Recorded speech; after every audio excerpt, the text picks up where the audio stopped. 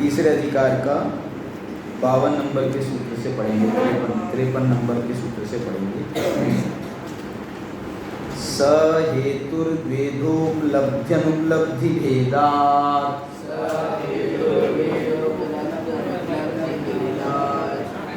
स हेतुर्वेदा उपलब्धि अनुपलब्धि भेदात्। उपलब्धि और अनुपलब्धि ऐसे मुख्य दो भेद हैं। उपलब्धिर विधि प्रतिषेधयोरनुपलब्धिश्च।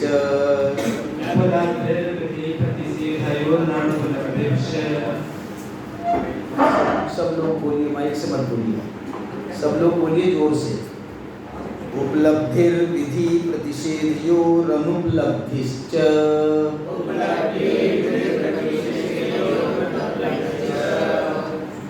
देखो उपलब्धि के भी फिर दो भेद हैं, विधि उपलब्धि, प्रतिषेध उपलब्धि।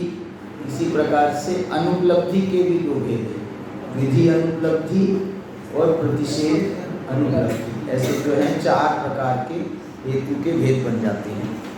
अविरुद्धोपलब्धिर विधौ शोधा।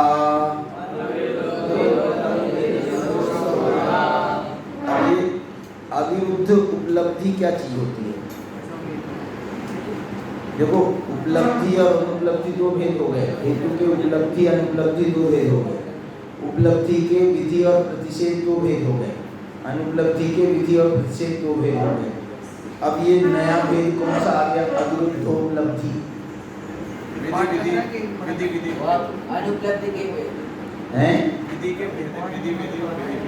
हाँ, मैं तो अविरुद्धोपलब्धि कैसे भेद बन गया? पहले तो इन्होंने जो भेद बताया था ना कि उपलब्धि के दो भेद विधि और प्रतिषेध, तो उपलब्धि का जो विधि रूप भेद है उसको अविरुद्धोपलब्धि कहते हैं। क्यों कहते हैं? क्योंकि वो विधि भी होता है उपलब्धि स्वरूप और उपलब्धि भी होता है उपलब्धि स्वरूप, इसलिए उपलब्धि मिला करके अविरुद्धोपलब्धि, माने जो उपलब्धि से अविरुद्ध है तो वो उपलब्धि वाला हो गया, और जो उपलब्धि से विरुद्ध है माने साध्य है उपलब्धि और उसका हेतु है अनुपलब्धि, इस कारण से ये जो है विरुद्ध अनुपलब्धि हो जाएगा। ऐसे जो है ना इसके प्लस माइनस करके आपको समझना पड़ेगा, माने जहाँ प्लस प्लस, जहाँ पर माइनस माइनस, जहाँ पर प्लस माइनस, जहाँ पर माइनस प्लस, ऐसे करके जो है ये 4 भेद इसके बनेंगे हेतु के। आप समझोगे, चार्ट वगैरह बनाओगे तो आपको समझ में आ जाएगा। आगे बढ़ते हैं। अविरुद्धोपलब्धिर विधौ शोधा। देखो अविरुद्धोपलब्धि जो होता है वो विधि में घटित होता है, विधि में वो 6 प्रकार का है। कौन से 6 प्रकार हैं? व्याप्य, कार्य, कारण, पूर्वोत्तर, सहचर भेदात्।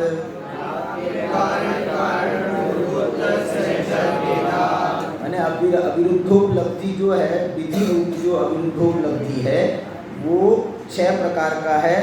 व्याप्य, कार्य, कारण, पूर्व, उत्तर और सहचर, माने पूर्वचर, उत्तरचर और सहचर, ऐसे 6 प्रकार के भेद इसके बन जाते हैं। अब इसके जो है ना इसमें एक एक के अब उदाहरण दे रहे हैं, माने टोटल 22 प्रकार के भेद बन रहे हैं हेतु के। कितने प्रकार के भेद बन रहे हैं? 22 प्रकार के। और ये 22 प्रकार के हेतु के भेद के समझ लो 22 आपको सूत्र मिलेंगे इसमें। उसके अलावा भी जो हैं जो उसके मुख्य भेद बताने वाले सूत्र है ना, जैसे अभी बताया था अविरुद्धोपलब्धि के 6 भेद हैं, ऐसे भी सूत्र बनेंगे। ऐसे कुल मिलाकर के इसके जो सूत्र बन जाएंगे वो कहाँ तक सूत्र जाएंगे मालूम? इसके अविरुद्धोपलब्धि, अविरुद्धोपलब्धि, ये 85-86 नंबर के भेद, 85-86 तक ये 53 से चालू हो गया, 53 से 85-86 तक 32-33 सूत्रों में इसकी चर्चा, हेतुओं की चर्चा है। मतलब देखो अब इसका आप इससे ये अंदाज निकालो कि न्याय ग्रंथ पढ़ रहे हैं, अपन न्याय पढ़ रहे हैं, तो न्याय ग्रंथों में हेतु का कितना मतलब इम्पोर्टेंस है, हेतु का कितना इम्पोर्टेंस है। न्याय में मुख्य रूप से अनुमान का भी बहुत इम्पोर्टेंस है, अनुमान का, क्योंकि जो भी चर्चा होती है वो अनुमान के आधार पर होती है, और अनुमान में जो भूमिका होती है वो हेतु की भूमिका होती है, क्योंकि साधनात् साध्य विज्ञानम अनुमानम है, साधन से साध्य का ज्ञान किया जाता है। तो इस दृष्टि से हेतु बहुत इम्पोर्टेंट हो जाता है। और जो अनुमान के जो अंग हैं, अनुमान के जो अंग हैं उसमें भी ऐसा माना गया है कि जब हम अन्य मतवादियों के साथ में चर्चा करते हैं तो अनुमान के कितने अंग बैठते हैं? अनुमान के 2 ही, वैसे 5 अंग हैं टोटल, लेकिन प्रतिवादियों के सामने अनुमान के 2 ही अंग काम करते हैं। एक तो साध प्रतिज्ञा और दूसरा हेतु। आपका दृष्टांत, उपनय, निगमन, ये जो और भेद हैं, ये जो है ना अपने घर वालों को समझाने के लिए है। बाहर वालों के सामने तुम्हारा दृष्टांत काम नहीं आता है, और जब दृष्टांत ही नहीं दिया तो उपनय निगमन की कोई जरूरत नहीं है। प्रतिज्ञा और हेतु। हाँ बोलो। क्या बोल रहे? 15वां तो अपन पढ़ रहे हैं समझ के। अभी सूत्र जो पढ़ रहे थे ना, तो सूत्र पढ़ रहा हूँ मैं अभी मैं आपको पढ़ा नहीं रहा हूँ। क्या क्या बोल रहे? कल कहाँ बोल रहा, कौन बोल रहा पाठ करा रहे थे? भाई साहब अपन ने पाठ किया था कहाँ से 35 से चालू किया था, 52 तक के पाठ किया था, फिर अपन वापस आ गए थे अपने तीसरे चौथे सूत्र। वो ऐसा बोल रहा है कि वो हम अभी भेद प्रभेद पे आ गए ना, समझाने लगे ना। कोई बात नहीं है, मैं इसका एक आपको क्राइटेरिया बता रहा हूँ, मैंने इसको कैसे समझा जाएगा ये बता रहा हूँ। मैं अपने विषय पर आ रहा हूँ, घबराओ मत, थोड़ा सा धीरज रखो।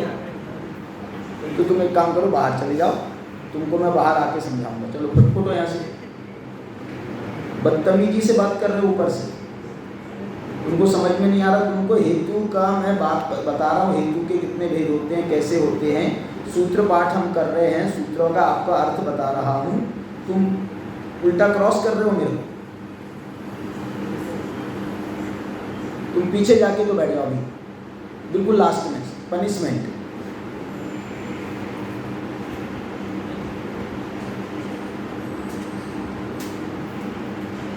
होशियारी दिखा रहे हो यहाँ पर बैठ के।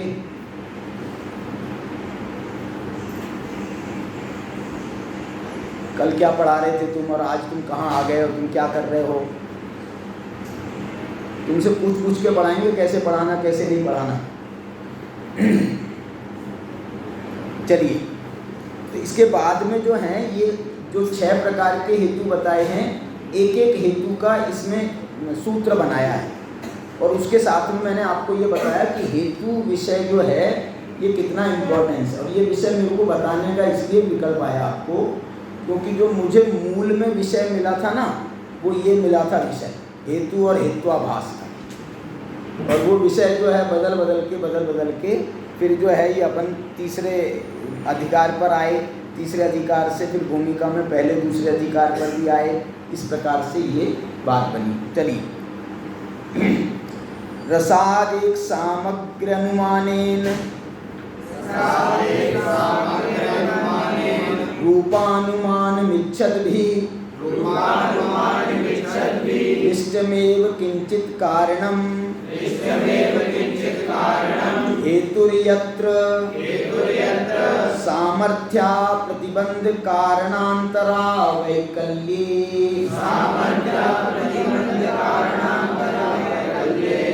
न च पूर्वोत्तरचारिणोः तादात्म्यं तदुत्पत्तिर्वा काल व्यवधाने तदनुपलब्धेः भाव्यतीतयोर मरण जाग्रत बोधयोरपि नारिष्टोद्बोधौ प्रतिहेतुत्वम् तद व्यापाराश्रितं हि तद्भाव भावित्वम्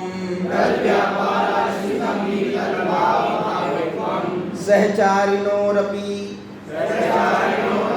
परस्पर परिहारेणावस्थानात् सहोत्पादाच्च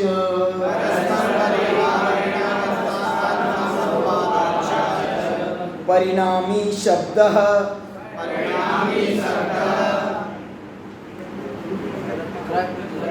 एक मिनट परिणामी शब्दः कृतकत्वात्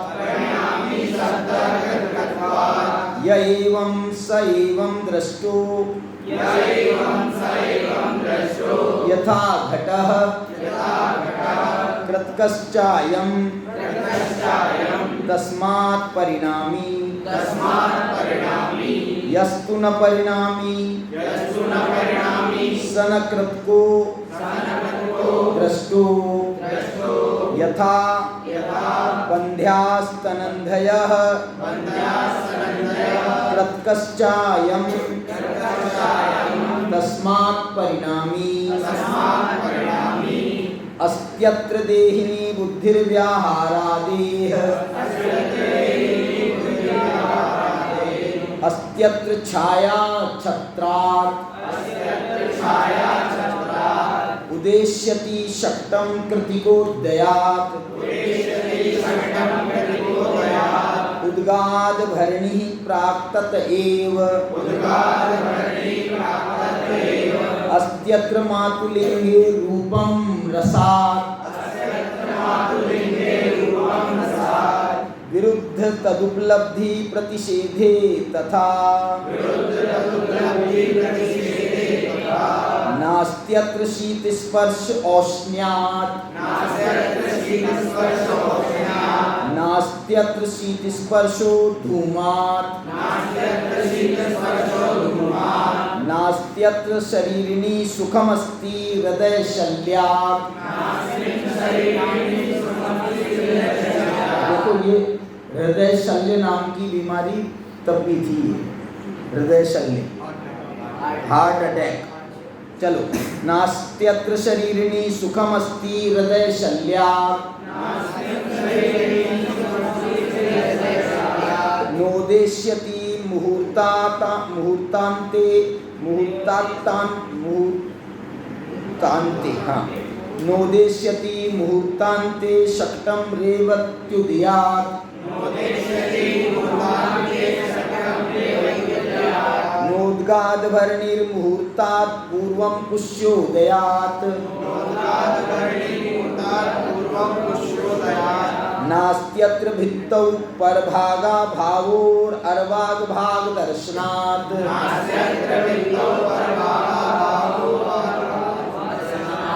चलिए, ये 73 सूत्र तक अपन ने पढ़ा।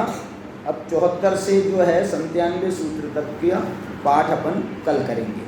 तो आपका कल अंतिम क्लास भी है, तो अपन ये तीसरे अध्याय का अपना पाठ हो जाएगा।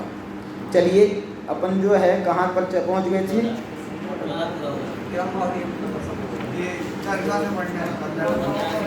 एक मिनट तर्कात् तन्निर्णय। ये जो है ना परोक्ष अधिकार है ना, परोक्ष प्रमाण का अधिकार। तो परोक्ष प्रमाण के अधिकार में स्मृति प्रत्यभिज्ञान की चर्चा हो गई। अब तर्क जो है उसकी चर्चा चल रही है। तर्क में अविनाभाव की इन्होंने चर्चा की, और अविनाभाव की चर्चा के बाद में क्या कहा? तर्कात् तन्निर्णय। अविनाभाव कौन सा बताया था? 2 प्रकार का अविनाभाव बताया। कौन कौन सा? सहभाव, सहक्रम भाव, नियमो विनाभाव, ये सूत्र था। सहभाव और क्रम भाव नाम के 2 अविनाभाव हैं। सहभाव को दो बातों से समझाया और क्रम भाव को 2 प्रकार से समझाया। ठीक है। अब इसके बाद में अच्छा हाँ, तर्कात् तन्निर्णय। तर्क के द्वारा इसका निर्णय होता है। किसका निर्णय होता है? अविनाभाव का। अभी जो है ना, इन्होंने क्या नाम है इनका भाई साहब, चिन्मय जी, इन्होंने मेरे को एक चार्ट बना करके भेजा है। काय बात का चार्ट बनाया इन्होंने? व्याप्ति और अविनाभाव, इसमें क्या अंतर है? यद्यपि ये दोनों एक दूसरे से कनेक्टेड हैं, एक दूसरे से मतलब संबंधित हैं, लेकिन उसमें फिर भी जो है सूक्ष्मता से देखा जाए तो उसमें भी अंतर होता है। व्याप्ति क्या है और अविनाभाव क्या है, उसका जो है इन्होंने 8-10 प्रकार से पॉइंट से उसके अंतर को बताया है। आप इनसे ले लेना, तो उसमें जो है अच्छी तरह से इन्होंने समझाने का प्रयास किया है। एक दो बातों में मेरा थोड़ा सा समझ में नहीं आ रहा था, तो मैंने इनसे बोला भी, तो इन्होंने फिर उसका भी समाधान किया, लेकिन उसमें अभी कुछ बात है, तो जो भी है लेकिन फर्क है व्याप्ति और अविनाभाव। और इसका निर्णय कैसे होता है? ये तर्क से इसका निर्णय होता है। मुझे लगता है तर्क से जो निर्णय होता है वो अकेले अविनाभाव का नहीं होता, वो व्याप्ति का निर्णय भी उसी से होता है। तर्क निर्णय है। अब दूसरा हेतु मेरा तर्क किसे कह रहे हैं? हाँ, व्याप्ति के ज्ञान को तर्क कह रहे हैं, ठीक है, व्याप्ति के ज्ञान को तर्क कह रहे हैं, और तर्क से अविनाभाव का निर्णय होता है, ऐसा बोल रहे हैं। तर्क से अविनाभाव का निर्णय होता है, व्याप्ति के ज्ञान को तर्क कह रहे हैं। तो इससे ऐसा लग रहा है कि व्याप्ति पहले है, फिर ये तर्क आया, और तर्क के बाद में अविनाभाव आया। लेकिन ये जो है व्याप्ति और अविनाभाव, तर्क तो है ना, क्या है? तर्क एक चीज़ ज्ञानात्मक है। तर्क किसे कहते हैं? तर्क ज्ञान को कहते हैं। और व्याप्ति और अविनाभाव ये वस्तु के स्वरूप के पार्ट हैं, वस्तु के स्वरूप के पार्ट हैं, और उसके आधार पर तर्क बनता है। माने अविनाभाव हो, व्याप्ति का बराबर निर्णय हो जाए, तो उससे तो हमारा एक तर्क ज्ञान निर्मित हुआ, और उस तर्क ज्ञान के आधार पर फिर हम अनुमान के प्रयोग करते हैं। तर्क ज्ञान के आधार पर हेतु आ जाता है, और हेतु के माध्यम से हमारे अनुमान के प्रयोग चालू हो जाते हैं। तो अनुमान का जो प्रयोग है वो उसका आधार जो है हेतु है, हेतु का आधार तर्क है, तर्क का आधार व्याप्ति और अविनाभाव है, ऐसा मुझे समझ में आ रहा है। चलिए, तो अब इसके बाद में अपन आगे चल रहे हैं। इसमें तर्क से उसका निर्णय होता है। अब ये कह रहे हैं, समझ लो, आप ऐसा समझ लो, ये सब होने के बाद में, इसके सब होने के बाद में अपना आपके पास में एक तर्क ज्ञान आ गया, और उस तर्क ज्ञान का उपयोग आप करोगे अनुमान के लिए। इसलिए जो है यहाँ पर अब अगला सूत्र जो है अनुमान के बताने के लिए, अभी अनुमान का नहीं बता रहे हैं, अनुमान का तो वैसे पहले बता चुके। अनुमान का सूत्र कहाँ आ गया? 10 नंबर का सूत्र था, साधना साध्य विज्ञानम अनुमानम। तो अब जो है उसके रिफरेंस में आप समझ लो साधन की चर्चा। साधन क्या होता है? साधन के आधार पर हेतु बनता है, हेतु, और वो जो है हेतु जो है व्याप्ति के माध्यम से बनता है। इसलिए 4-5 सूत्रों में वो व्याप्ति और अविनाभाव की चर्चा है। अब इसके बाद में जो है साधनात् साध्य विज्ञान, साधन से किसका ज्ञान होता है? साध्य का। तो हम ये निर्णय यहाँ अब करेंगे कि साध्य किसे कहते हैं। साधन की चर्चा हो गई, तो अब कह रहे हैं साध्य किसे कहते हैं। तो वो ये कह रहे हैं साध्य जो है उसमें 3 जो है उसकी विशेषताएं होनी चाहिए। साध्य जब भी, साध्य का मतलब क्या है सुनो पहले। यहाँ पर साध्य जो है ना कोई निश्चित नहीं है। साध्य तो हम जब चर्चा करने बैठेंगे तो चर्चा में हमारे जो है ना साध्य बदलते रहेंगे। हम कोई भी विषय को साध्य बना सकते हैं, क्योंकि जिस विषय को हमको निर्णय करना हो उस विषय को हम साध्य बना लेंगे। लेकिन उसके लिए शर्त क्या है? तो बोलते शर्त चर्चा में साध्य क्या बनाया जाए, इसके लिए एक शर्त बना रहे हैं, शर्त रख रहे हैं। शर्त रख रहे हैं मतलब एक नियम बना रहे हैं। क्या नियम बना रहे हैं? कि साध्य इष्टम अबाधितम असिद्धम साध्यम। साध्य कैसा हो कि जो इष्ट हो, और कैसा हो अबाधित हो, और कैसा हो असिद्ध हो। सिद्ध नहीं, असिद्ध। क्या मतलब हुआ?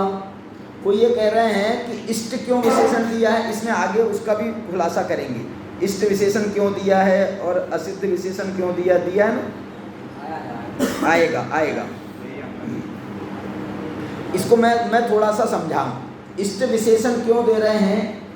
क्योंकि जब तुम और हम चर्चा करेंगे तो किस विषय पर चर्चा करेंगे? उसी हैं? क्यों सर्वज्ञता की करेंगे? अरे जरूरी है सर्वज्ञता। तो कोई भी विषय आप पूछो कोई विषय पर कि साहब वो जो है आत्मानुभूति का स्वरूप बताओ, तो आपने आत्मानुभूति का स्वरूप बताया, तो ये विषय जो है चर्चा कब होगी? आपने प्रश्न पूछा और मैं भी उसके लिए तैयार, तो ये चर्चा होगी। तो ये जो है ना दोनों के लिए इष्ट होना चाहिए। हो सकता है सर्वज्ञता, लेकिन क्या बोल रहे? क्यों नहीं होगा? अरे मैं तो आत्मानुभूति तो एक उदाहरण दे रहा हूँ। साध्य अपन को आत्मानुभूति की चर्चा नहीं करना है, अपने को चर्चा करना है साध्य की। हम 4 वाक्य के साथ में चर्चा नहीं कर सकते आत्मानुभूति की। क्यों नहीं कर सकते? क्योंकि इष्ट नहीं है, नहीं मतलब वो साध्य बनने ही नहीं देगा। अरे ये फालतू की बातें मत करो, ये फालतू की बातें मत करो। हम तो जो है हमको तो रोटी कपड़ा मकान की चर्चा करो, हमको तो अपने विषय कसाय की चर्चा करो, हमको वो चर्चा नहीं करना है। इसलिए चर्चा कौन सी होगी? जो इष्ट हो। इष्ट मतलब जो दोनों को, जो तुमको हो पसंद, वही बात करेंगे। क्या बोला? तुमको समझ में नहीं आया?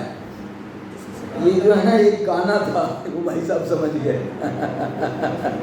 बहुत पहले पुराना एक गाना था, वो गाने के ये बोल थे। कौन से?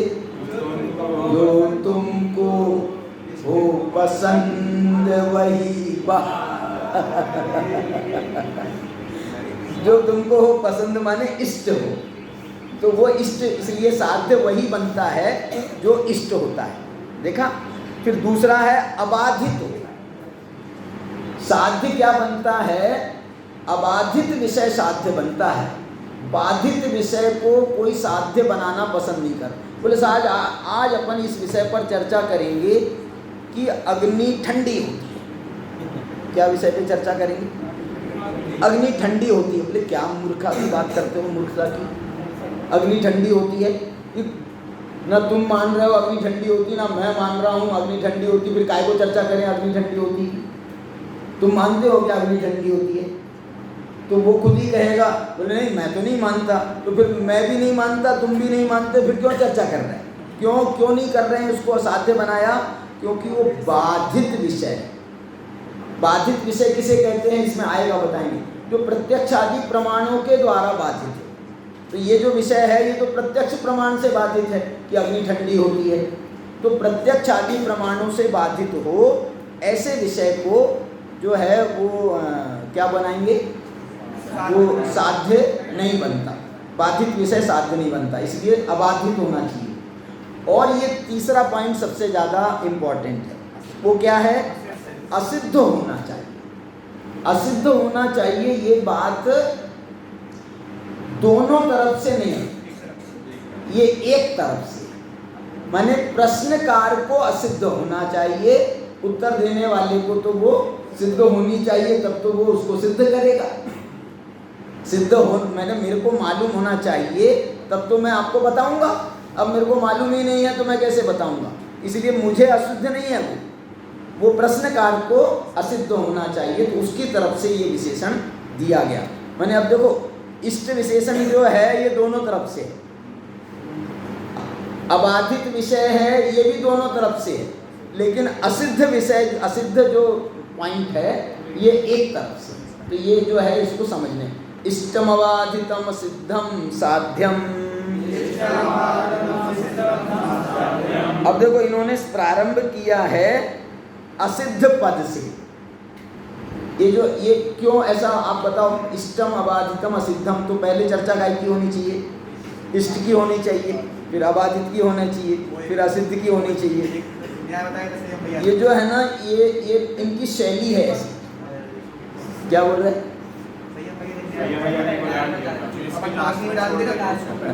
निकालेंगे तो वो उल्टे निकलेंगे, वो कोई बात नहीं है।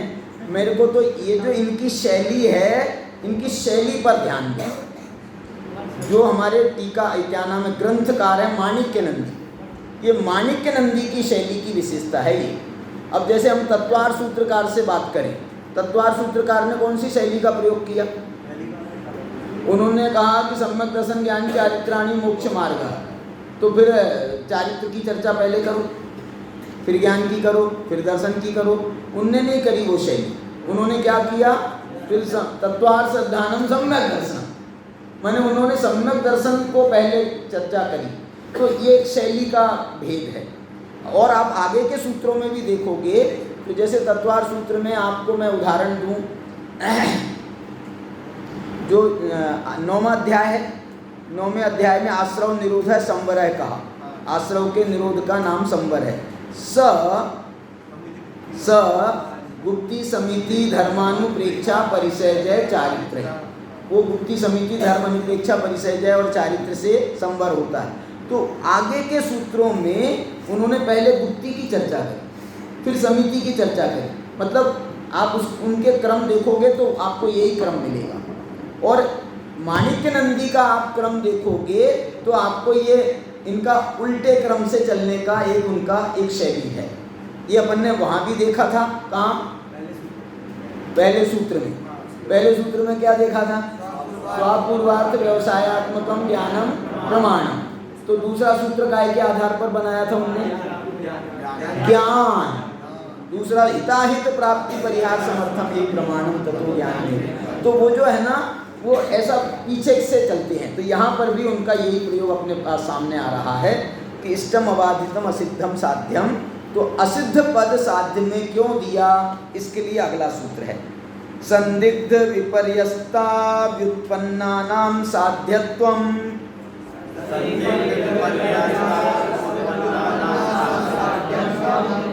यथा स्याद् इत्यसिद्ध पदम। देखो, संदिग्ध, विपर्यस्त, अव्युत्पन्नानाम साध्यत्वम। साध्य जो विषय बनता है वो कौन सा विषय साध्य बनता है? जो संदिग्ध हो, जो विपर्यस्त हो और जो अव्युत्पन्न हो। इसमें आपको किसकी याद आ रही है बताओ? समारोह। कौन से समारोह? संशय, विपर्य। तो ये संशय में संदिग्ध आ गया, विपर्यस्त में विपर्य आ गया। अब ये अव्युत्पन्न में अनध्यवसाय आ गया। आ गया? मेरे को तो नहीं आया। अव्युत्पन्न माने ये कैसे हुआ अनध्यवसाय?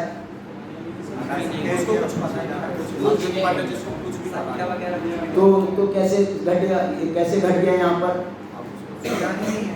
अव्युत्पन्न जो है जिसको कुछ ज्ञान ना हो, तो अनध्यवसाय किसे कहते हैं?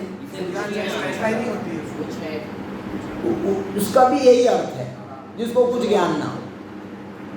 मतलब अनध्यवसाय का मैंने आपको बताया था शायद अर्थ। अनध्यवसाय माने, और मैंने शायद ये आपको प्रश्न भी पूछा है, ये एक प्रश्न भी है आपके पेपर में। आपके पेपर को जो है ना स्टाइल ये है कि सही और गलत, मैंने हमने आपको 30 वाक्य दिए हैं, उनमें आपको सिर्फ इतना बताना है ये सही है क्या गलत है। वाह नहीं है, मजा तो तब है कि 30 में से 30 आए। इसलिए एक बात सुनो, मेरी आदत तुमको मालूम नहीं है क्या? मैं जो है ना उलझाता बहुत हूँ, इसलिए तुम सोचोगे सही और हो जाएगा गलत, और तुम सोचोगे गलत तो हो जाएगा सही। इसलिए आपको बहुत ध्यान से विचार करते हुए आपको जो है सही गलत का निर्णय करना। और एक काम, आपको यदि आधे नंबर चाहिए हो, आपको आधे नंबर चाहिए हो तो सब सही सही कर दो, अथवा सही नहीं करो, गलत गलत कर दो सारे। और ये मेरे को मालूम नहीं है, मैंने अभी आंसर कॉपी बनाई नहीं है, मतलब मेरे को मालूम नहीं है कि, लेकिन फिर भी मेरे को लगता है 33% तो नंबर आ ही जाए। आप कुछ भी तुक्का मारो। हाँ बोलो।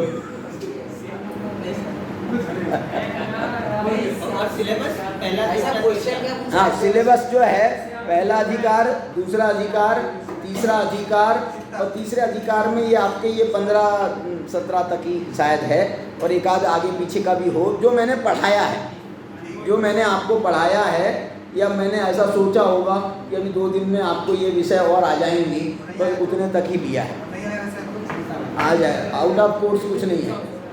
और थोड़ा बहुत तुम्हारी बुद्धि भी तो होनी चाहिए, आउट ऑफ कोर्स भी हो तो। हाँ बोलो।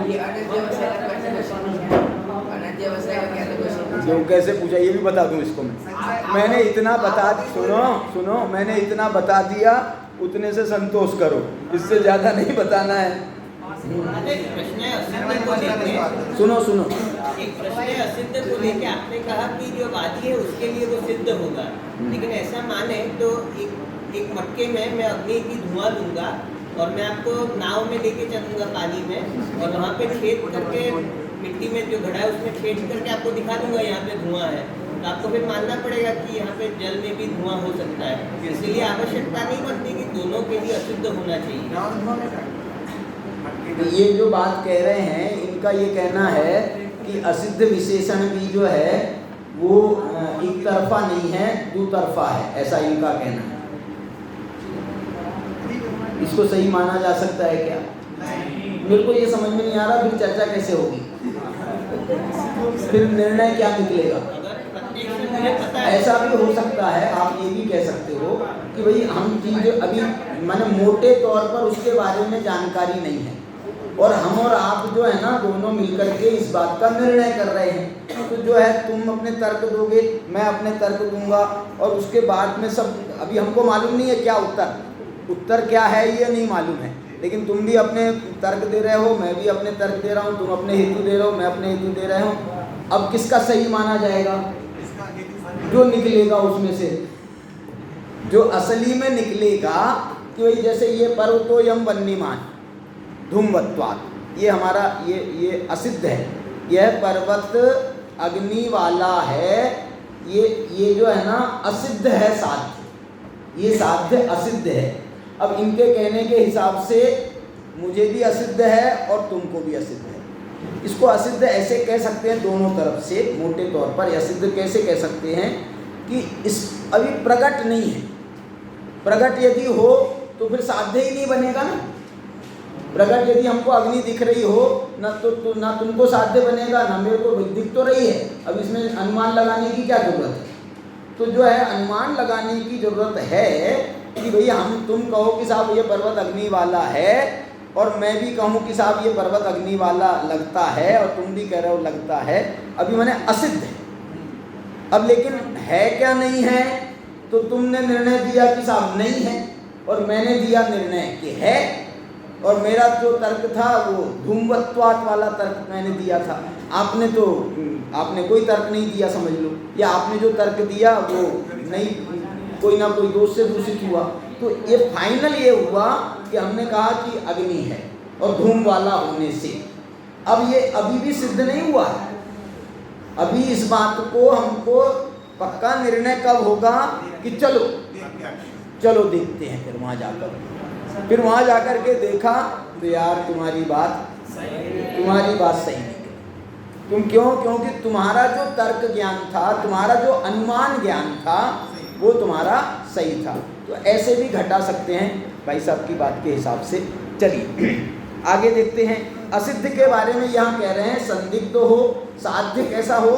संदिग्ध, विपर्यस्त और अव्युत्पन्न। ये अव्युत्पन्न का मतलब अज्ञानी हो गया, और वहाँ अनध्यवसाय का मतलब भी जो है वो जो है अनध्यवसाय किसे कहते हैं? अज्ञान को ही कहते हैं अनध्यवसाय। माने अज्ञान को अनध्यवसाय क्यों कहते हैं? वैसे संशय भी अज्ञान है, विपर्यय भी अज्ञान है, अनध्यवसाय ये पक्का अज्ञान है। क्यों पक्का अज्ञान है? क्योंकि इसमें अध्यवसाय ही नहीं है। अध्यवसाय खराब शब्द नहीं है, क्या बोल रहा हूँ? अध्यवसाय खराब शब्द नहीं है। न्याय ग्रंथ के हिसाब से, परीक्षा मुख के हिसाब से अध्यवसाय करने वाला ज्ञानी होता है, अध्यवसाय करने वाला। और समय सार के हिसाब से अध्यवसाय करने वाला समय सार ने अध्यवसान को अज्ञान और मिथ्या ज्ञान के अर्थ में लिया है। जिनका अध्यवसाय, वो असल में मिथ्याध्यवसाय को वहाँ पर वो अध्यवसाय कह रहे हैं। और इसलिए ये एक आध जगह समय सार में भी, एक आध जगह भाई साहब अध्यवसाय के लिए उन्होंने ये कहा है कि अध्यवसाय कॉमन शब्द है, यदि वो मिथ्या है तो मिथ्या है, और यदि सम्यक है तो बहुत बढ़िया है। उन्होंने तो यहाँ तक भी कहा है कि हम मोक्ष प्राप्त करने के लिए जो सम्यक दर्शन ज्ञान चारित्र का प्रयत्न करते हैं, प्रयत्न मीन्स अध्यवसाय, प्रयत्न माने अध्यवसाय, मिथ्या प्रयत्न होते हैं वो मिथ्या है। इसलिए वो वहाँ पर मुख्यतः उन्होंने मिथ्या अध्यवसाय की अपेक्षा से अध्यवसाय कहा। बोलिए व्यवसाय शब्द से अध्यवसाय है, व्यवसाय शब्द है ना। अध्यवसाय के वहाँ पर 5, 7, 8 नाम दिए, गाथा है, बुद्धि, मति, बुद्धि, व्यवसाय, ये सब अध्यवसाय के पर्यायवाची हैं। कोई 8 शब्द हैं शायद, 8 शब्द, एक गाथा है मूल गाथा में। अपन इसको अध्यवसाय ले लेंगे बोधि के लिए, इसको ज्ञान ही नहीं करने तो अपन समझाएंगे क्या उसको, ऐसा मतलब नहीं नहीं, ऐसा ज्ञान उसको, ये सही कह रहे हो तुम, लेकिन देखो समझाया उसी को जाता है। नहीं समझना है तो भी जो है, अब तुम कहो मेरे को नहीं समझना, तो 2 उपाय हैं इसके, 2 उपाय, या तो मैं तुमको समझा के रहूँगा या फिर तुमको तैयार करके रहूँगा कि नहीं तुमको समझना पड़ेगा, वरना दूसरा कौन सा उपाय है बताओ। तुम बोलो नहीं मेरे को तो समझ नहीं, मेरे को तो समझ नहीं, अंत में क्या होगा? अंत में नहीं, अंत में ये होगा कि भाई साहब आप पधारो, पधारो माने समझ गए? क्यों तुमको अध्यवसाय ही नहीं करना? बोले साहब मेरे को नहीं समझना। तो तू भाई यहाँ भर्ती काय को हुआ, विद्यालय में काय को आया? तुम विद्यालय में आए हो और बोल रहे हो साहब मेरे को अध्यवसाय कुछ नहीं करना मेरे को कुछ प्रयास नहीं करना है, मुझे कुछ समझना नहीं है। तू समझना नहीं है तो यहाँ तो समझने वालों के लिए ही ये विद्यालय है, ऐसा अर्थ है। चलिए आगे चलो। संदिग्ध विपर्यस्त अव्युत्पन्ना नाम साध्यत्वम यथासात, क्योंकि उनके लिए ही साध्यत्व ये घटित होता है, इसलिए असिद्ध पद डाला गया है। इति असिद्ध पदम, साध्य के विशेषणों में ये असिद्ध पद इसलिए डाला गया है। और अब अबाधित पद क्यों डाला है उसके लिए देखो, अनिष्टाध्यक्षादि बाधितयो साध्यत्वम माभूत इति इष्टाबाधित वचनम। इसमें काय के बारे में कह रहे हैं? इष्ट और अबाधित ये दोनों वचन क्यों डाले गए हैं उसके बारे में। एक असिद्ध पद के लिए विशेष व्याख्या कर दी, और इष्ट और अबाधित पद के लिए क्या कह रहे हैं? यदि तुम्हारा साध्य अनिष्ट हो और यदि तुम्हारा साध्य अध्यक्षादि बाधित हो, अध्यक्षादि के द्वारा बाधित हो, तो साध्यत्व महाभूत, तो फिर उनका साध्यत्व बन ही नहीं सकता। इति इष्ट अबाधित वचनम, इसलिए इष्ट और अबाधित वचन कहे गए। अध्यक्ष माने क्या होता है? बोलो। अध्यक्ष शब्द का प्रयोग क्या है? अध्यक्ष किसे कहा जाता है? जो प्रत्यक्ष हो। अध्यक्ष किसे बनाया जाता है? जो प्रत्यक्ष हो। जो प्रत्यक्ष ना हो वो अध्यक्ष नहीं बनाया जा सकता। बोले साहब आज की गोष्ठी के अध्यक्ष पंडित राकेश कुमार जी शास्त्री हैं, वो कहाँ हैं? बोले वो नागपुर में है। अरे नागपुर में है तो अध्यक्ष क्या, अध्यक्ष क्यों बनाया उनको? बोले नहीं वो बाद में तुम्हारी गोष्ठी सुनेंगे उसके बाद में बताएंगे। बोले ऐसा नहीं चाहिए, यहाँ सामने चाहिए। अध्यक्ष किसे चाहिए? अध्यक्ष किसे बनाया जाता है? जो प्रत्यक्ष हो, माने सामने हो वही प्रत्यक्ष। इसलिए प्रत्यक्ष और अध्यक्ष पर्यायवाची है। अध्यक्ष, आप अध्यक्ष बनाते हो ना, तो आप उसको प्रत्यक्ष भी कह सकते हो। आपको मैं एक बात और बताता हूँ। पंचकल्याणक होते हैं ना, पंचकल्याणक। पंचकल्याणक में एक भगवान का नाम अध्यक्ष होता है, एक भगवान का नाम अध्यक्ष होता है। देखो अच्छा बताओ, पंचकल्याणक में 3 टाइप के भगवान तुमको मिलेंगे। 3 टाइप के बोल रहा हूँ मैं। कौन से 3 टाइप के भगवान है बताओ? बल्कि 4 भी कह सकते हैं। एक होते हैं विधि नायक। विधि नायक, विधि नायक किसे कहते हैं? जिनके ऊपर हम पूरे पंच कल्याणक की विधि, एक छोटे से भगवान होते हैं 9 इंच के, 11 इंच के या 9 इंच के ज़्यादा सामान्य ज़्यादा रखते हैं, 7 इंच के भी रख लेते हैं, क्योंकि उठाई धराई के लिए वो थोड़ा सूटेबल होते हैं, इसलिए उनको बनाया जाता है विधि नायक। तो छोटे से भगवान हैं, लेकिन पूरा पंच कल्याणक का नामकरण उनके ऊपर होता है। ये वो भगवान नहीं है जो वेदी पे विराजमान होने वाले। ये भगवान कौन से हैं? ये पंच कल्याणक के विधि नायक। विधि, ये सारी विधि इन पर घटित होती है, इसलिए एक्सपेरिमेंट नहीं, विधि की जाती है, इसलिए इसको कह रहे हैं विधि नायक। दूसरे कौन से होते हैं? मूल नायक। मूल नायक कौन कहलाते हैं? जो वहाँ मुख्य मूल वेदी पर विराजमान होने वाले हैं भगवान, जहाँ जिसके उपलक्ष्य में पंच कल्याणक हो रहा है, उसको मूल नायक कहते हैं। और तीसरे भी एक नायक होते हैं पंच कल्याणक के, वो कौन से होते हैं?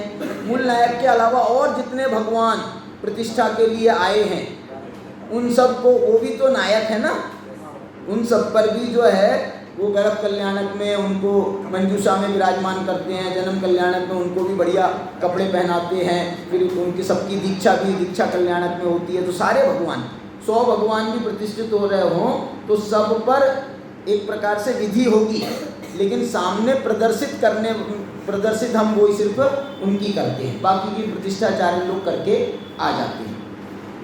अब मैं पूछ रहा हूँ तीसरे टाइप के भगवान कौन से हैं? तीसरे टाइप के एक और भगवान होते हैं कि जो है ना, बाजू में एक वेदी बनाई जाती है, दर्शन वाले भगवान, जिनका हम दर्शन करते हैं, पूजन करते हैं, वो रोज की गतिविधि जिनके आधार पर चलती है, वो भी एक भगवान है। एक चौथे भगवान भी होते हैं। एक भगवान है विधि नायक और एक भगवान है विधि अध्यक्ष। ये विधि अध्यक्ष भगवान कौन है? जिनकी अध्यक्षता में हो रहा है, तो ये कौन है? कहाँ है? प्रतिष्ठित है क्या अप्रतिष्ठित है? प्रतिष्ठित है।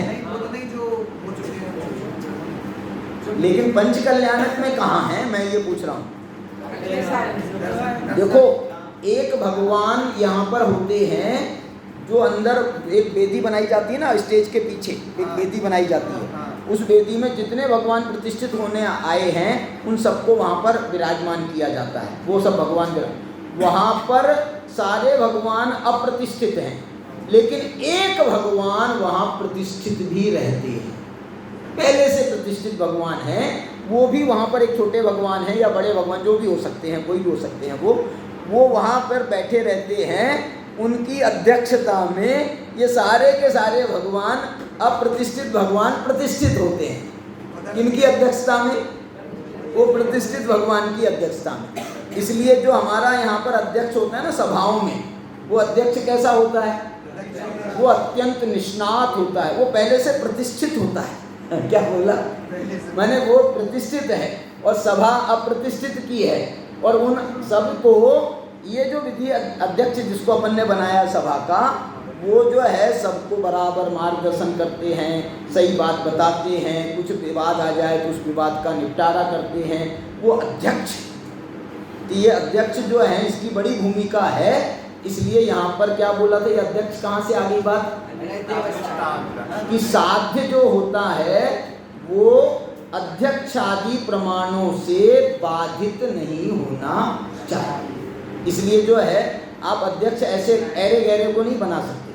आप ऐरे गहरे को बना दोगे तो विप्लव हो जाएगा। अरे किसको बना दिया तुमने अध्यक्ष, किसको बना दिया, इसको तो कुछ आता नहीं है, जबरदस्ती इसको बिठा दिया, कोई प्रॉब्लम आएगी तो कौन सॉल्व करेगा, तो उसको नहीं बनाया जाता। इसलिए जिसको बनाया जाता है वो बाकायदा ये सोच करके कि ये इस विषय के जानकार हैं, इस दृष्टि से। चलिए और इसकी आगे की चर्चा अपन आगे करेंगे। अभी की चर्चा को विराम। आओ भाई साहब। एक साथ बोलिए।